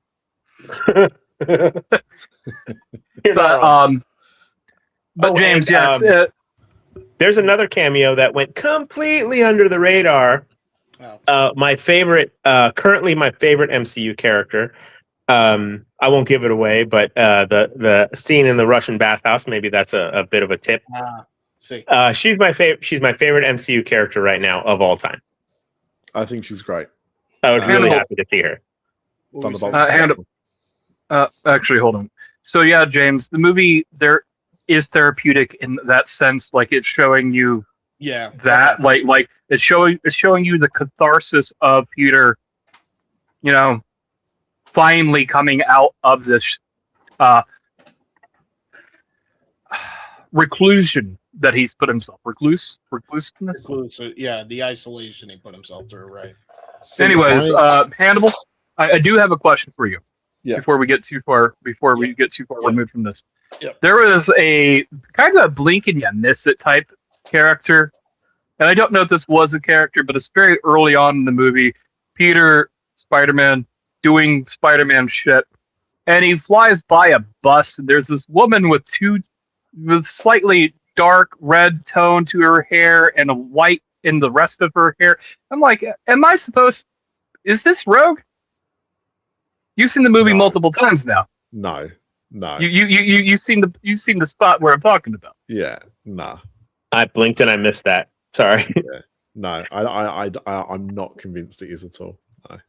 Okay. Oh, Good shout, but I don't think in the same way that there were people that thought Miles Morales was in this film, and no, I don't think that's Miles Morales either. I think he's too okay. old. Another thing that popped out to me. I'm sorry, guys.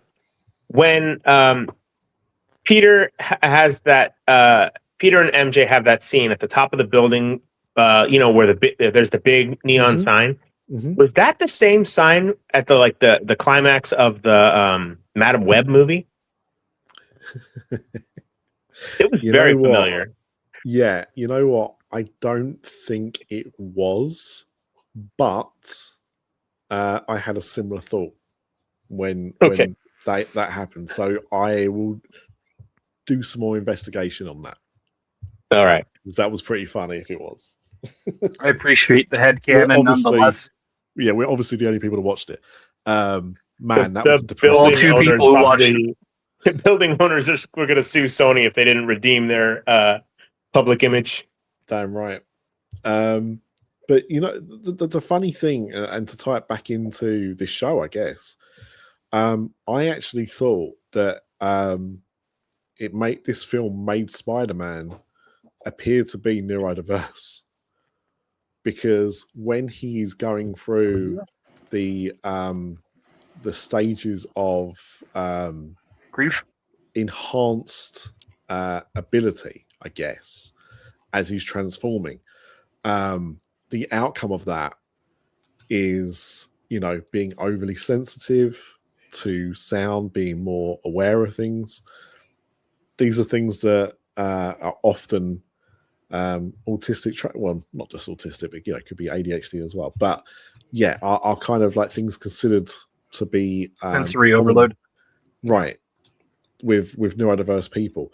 Now, that doesn't mean that you don't suddenly become neurodiverse, right?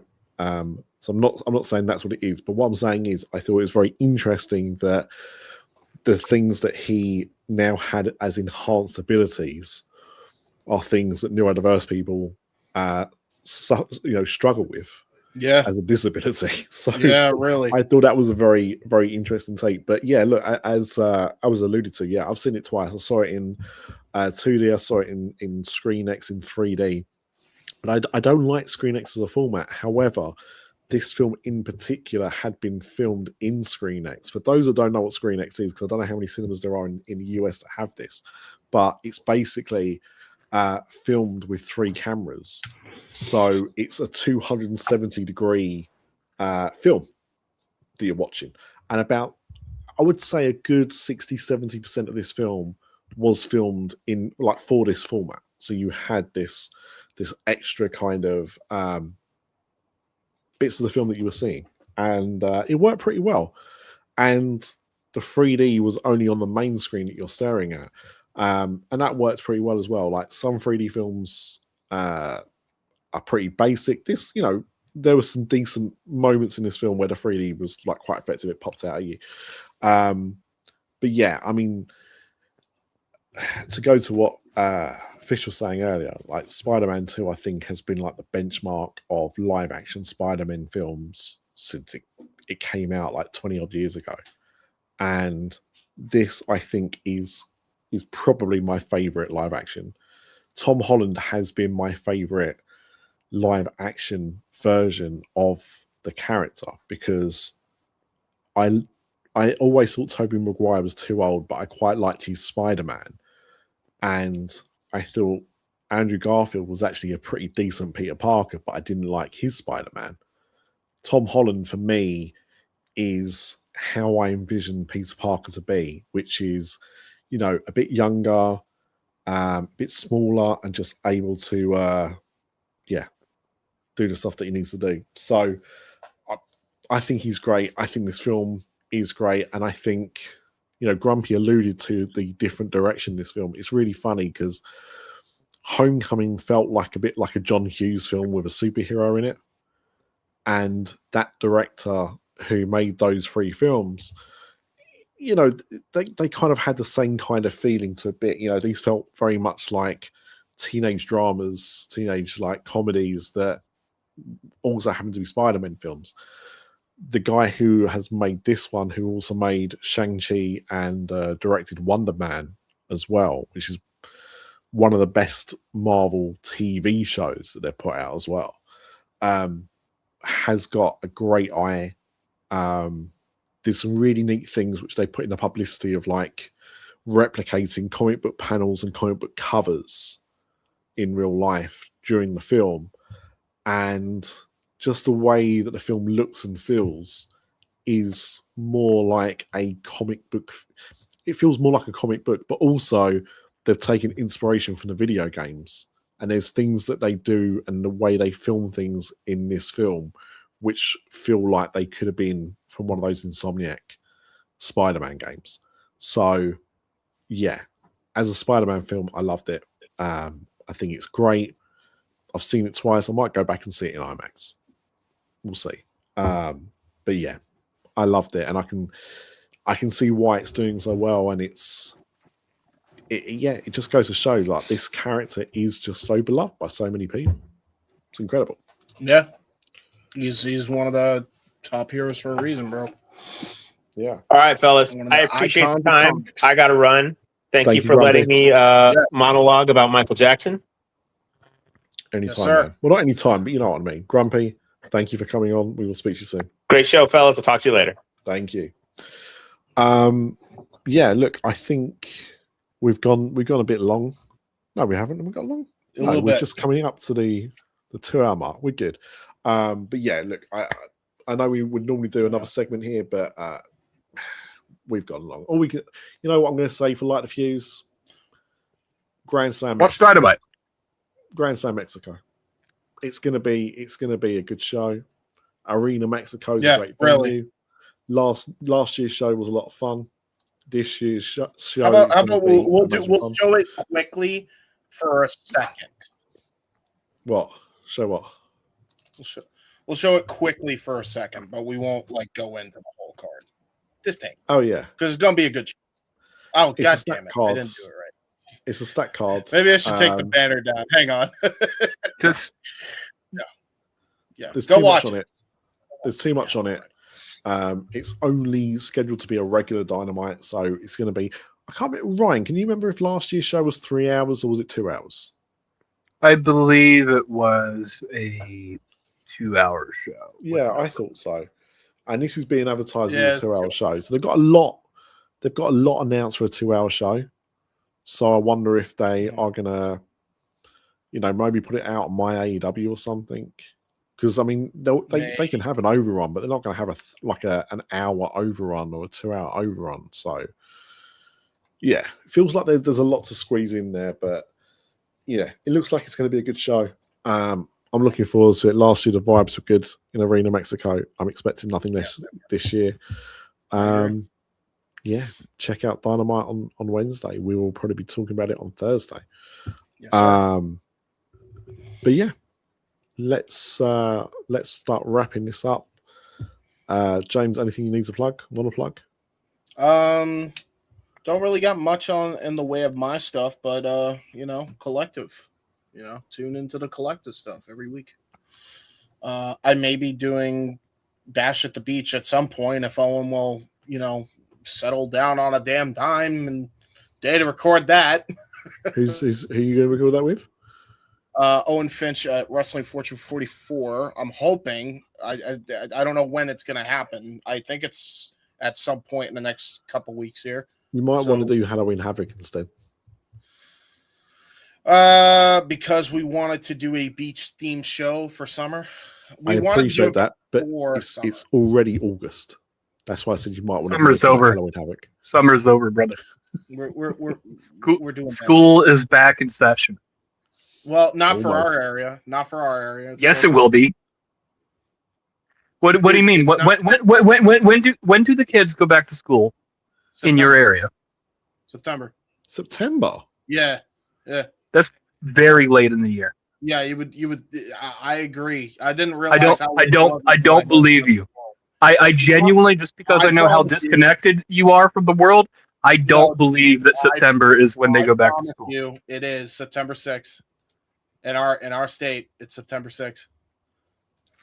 I don't know why. James, I still don't know why.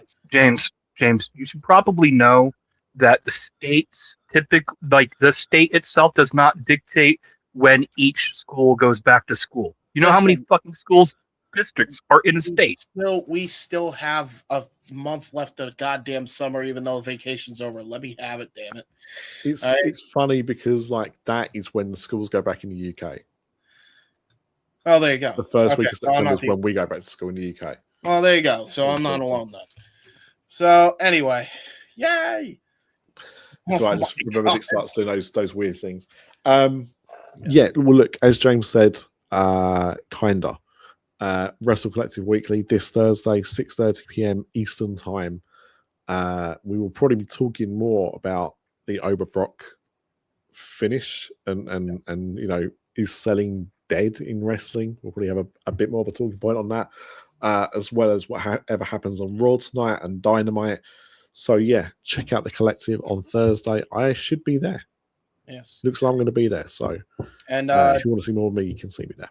And do not forget, ladies and gentlemen, also to check out our boy here, Carlos C to the low 777 on X, as he will be doing the Raw reaction, and that will be right after Raw tonight, and also Wednesday Night Chaos, which will be right after Grand Slam. Still have that presence over there on the X, so go show some love there to Carlos and the Monday and Wednesday night teams, respectfully. With that being said, ladies and gentlemen, this has been another edition of Wrestling with Tism, not weekly, I promise. That comes Thursday. And until next time, there is always going to be a little bit of spectrum on the internet. See you guys next time. Thank you guys so much for stopping by. Make sure you like, share, comment, and subscribe. And until next time, this is the Wrestle Collective.